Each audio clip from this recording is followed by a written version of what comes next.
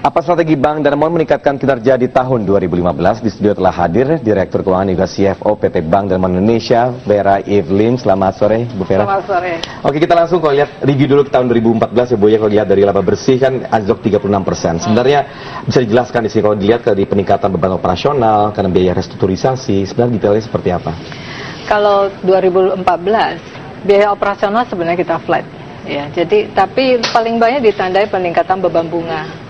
Jadi hampir meningkat dibanding tahun sebelumnya mendekati 50%. Karena peningkatan bunga BI itu kan mulai pertengahan 2013 sampai akhir November 2014 masih ada peningkatannya. Jadi paling banyak itu karena peningkatan beban bunga. Beban bunga sudah mencapai 306 sekian miliar rupiah begitu ya. Oke, kalau dilihat dari komisi, kalau saya bacanya komisi yang belum diklaim oleh anak usaha Adira ini sebesar 724 miliar rupiah. Mungkin apa saja penyebabnya?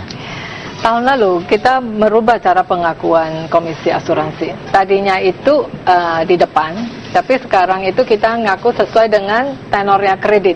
Jadi istilahnya dinyicil ya, rata-rata 3 tahun ke depan. Jadi itu adalah porsi pendapatan yang belum diakui, yang akan terjadi di 2015-16. Oke, bagaimana dengan NPL-nya sendiri? Kalau dilihat kan sebesar 2,3% tahun kemarin ini, naik dibanding tahun sebelumnya itu 1,9%. Boleh dijelaskan lebih detail lagi sebenarnya dari mana saja, sektor mana saja yang membebani NPL ini? NPL yang paling tinggi tetap sama, itu sektor terkait dengan komoditas, terutama terkait dengan batu bara. Dan NPL ini sebenarnya sudah terjadi dalam kurun waktu 2 tahun terakhir. Jadi, dan NPL ini kontribusi terhadap total kredit juga kecil sekali. Jadi, paling banyak itu dominasi dari karena yang sektor batubara. Sisanya itu ada di sektor beberapa jenis pinjaman. Tapi itu sebenarnya sangat manageable. Oke, dengan situasi yang sudah didapat dari tahun kemarin, kemudian kita lihat dari tahun ini, di mana tampaknya kebijakan moneter ketat masih diberlakukan oleh Bank Indonesia. Bagaimana Bank Danamon melihat hal ini? Tahun ini sebenarnya prediksi pertumbuhan ekonomi kita jauh lebih optimistis dibanding tahun lalu. 5,3 dibandingkan tahun lalu 5,1%. Oke. Kita melihat tahun ini beberapa sektor itu kita prediksi pertumbuhan di atas tahun lalu. UKM kita proyeksikan 18% tahun ini. Kemudian untuk pembiayaan trade finance kita juga proyeksikan volumenya tumbuh paling tidak 20%. Saya melihat gini, suku bunga kan tahun lalu masih meningkat. Tahun ini kita melihat lebih udah stabil. Jadi diharapkan demand daripada kredit juga akan membaik. Ditambah juga kita lihat komitmen pemerintah ya, terutama untuk fokus ke area-area yang produktif. Tentunya itu akan berdampak juga pada perbankan. Oke, tadi sempat dijelaskan sedikit mengenai target peningkatan kredit tahun 2015. Bisa dijelaskan lebih detail lagi sebenarnya di sektor mana saja? UKM. Oke. UKM itu salah satu yang memang sangat kita fokuskan. Kemudian pembiayaan trade. Karena memasukin suku bunga dari tinggi ke mulai stabil, 2 area ini mencerminkan demand daripada market untuk pertumbuhan kredit. Jadi 2 area ini kita harapkan pertumbuhan di atas 15% tahun ini. Untuk otomotif juga kita prediksikan 4% tahun ini. 4% tahun ini. Tapi kalau kita kaitkan dengan sektor produktif yang Anda katakan tadi sebenarnya, sejauh apa optimisme yang dilihat, kok memang targetnya sudah signifikan sekali kelihatannya tadi? Paling penting adalah salah satunya itu adalah suku bunga ya.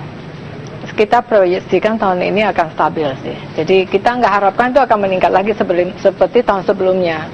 Ya, dengan demikian kita sangat optimis kuartal kedua nih demand kredit udah mulai meningkat lagi.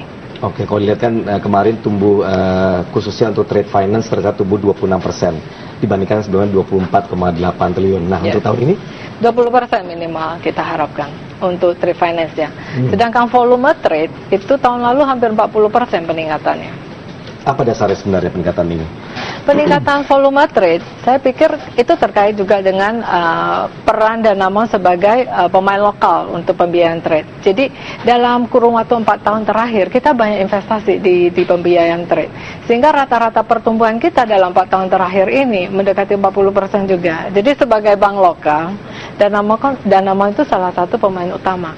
Oke, kalau lihat dari perbandingannya dengan bank-bank yang lain, Bank Indonesia, khususnya bank-bank di Indonesia, dari sisi pertumbuhannya sendiri kok bisa dikatakan, mohon maaf, sedikit lambat begitu. Ya. Bagaimana menurut Anda?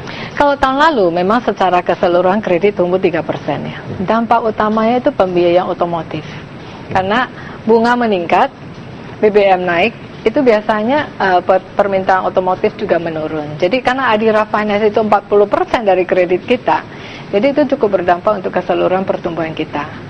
Oh, di tengah di mana nantinya harga BBM sendiri kan ini tergantung dengan mekanisme pasar. Iya. Bagaimana dengan kita lihat ke depannya sekarang, khususnya kalau melihat dari alasan tersebut?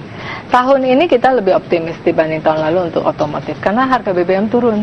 Jadi mudah-mudahan ya pembiayaan roda 2, roda 4 mendapat momentum lebih baik dibanding tahun lalu. Oke, kalau lihat strateginya sekarang di 2015, selain target yang telah diulas tadi, sebenarnya apa yang akan dilakukan oleh Bank Danamon sendiri di tahun 2015 ini? 2015, kita banyak fokus mulai tahun lalu adalah bagaimana mentransformasi ya beberapa segmen usaha kita, terutama di Adira Finance dan Adira Quantum dan di mikro. Tujuannya itu biar layanan kita bisa lebih cepat, lebih ringkas, dan lebih murah. Jadi kita harapkan juga service Danamon itu secara transaksional, biaya operasional lebih efisien dan lebih produktif juga. Lebih produktif, dalam arti ini apakah lebih fokus ke otomasi, mungkin dibandingkan apa efisiensi dan yang lain? Dua-dua. Otomasi salah satunya menjadi fokus kita. Kedua juga kita lihat bagaimana produk-produk yang akan kita jual ya. Jadi tahun ini kita juga banyak tes untuk segmentasi yang baru. Karena diharapkan produktivitas itu bisa meningkat dari dua, pertumbuhan nasabah yang lebih bagus atau juga sales kita yang lebih bagus kompetensinya. Jadi memang mesti dua-dua, itu fokus kita dua-duanya. Oke, tadi sempat disebutkan bagaimana optimisme juga melihat harga BBM yang cukup turun sekarang ini. Iya. Tapi bagaimana Anda melihat dari sisi kedepannya khususnya untuk Adira? Adira Finance ya, saya sangat optimistik sih. Kita ada dua segmen di situ, roda 2 dan roda 4. Roda 2 saat ini penjualan sepeda motor secara industri ya per tahun itu masih di bawah 8 juta. Kita harapkan ya, itu sesuai proyeksi kita bisa mendekati 10 juta 3 tahun ke depan. Semakin banyak jalan, semakin banyak juga pemakainya. Untuk roda 4, fokus kita 60% di commercial car istilahnya, bukan untuk passenger atau sedan ya. Commercial car seiring dengan pertumbuhan ekonomi itu demand-nya akan terus meningkat. Tahun lalu memang minus 14%. Itulah tanda bahwa perlambatan ekonomi. Tapi kalau 3 tahun ke depan kita optimistik. Karena melihat program-program pemerintahan yang ada saat ini gitu ya. Semakin banyak jalan, semakin banyak yang perlu dilalui juga. Oke, Bu Vera, saya potong di situ dulu, kita lanjutkan. Harus update dulu dengan Bursa Eropa sementara. Anda kembali bersama kami di Lantai Bursa dan kami lanjutkan dialog sore ini masih bersama CFO dan juga Direktur Keuangan Bank Danamon yaitu Vera Ivlim. Ya Bu Vera, kalau misalnya lihat tadi strategi sudah sempat disebutkan beberapa, tapi ekspansi atau rencana ekspansi khususnya untuk menjaring dana nasabah ke depannya di tahun ini seperti apa memang targetnya? Kalau menjaring dana nasabah itu memang mesti kita fokus di beberapa area, karena itu nggak bisa 1 tahun juga.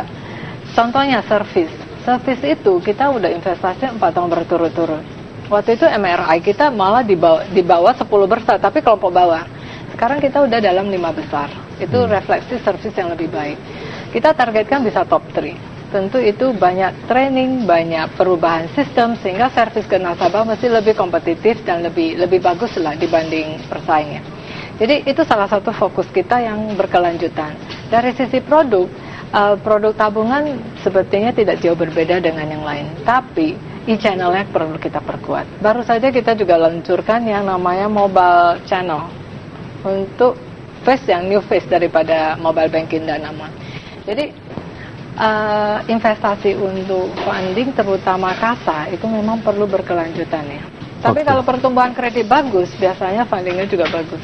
Oke, tapi capex yang disiapkan khusus untuk tahun ini sendiri dalam menjaring dana nasabah seberapa besar? Capex keseluruhan untuk IT lebih kurang 800 miliar. 800 miliar.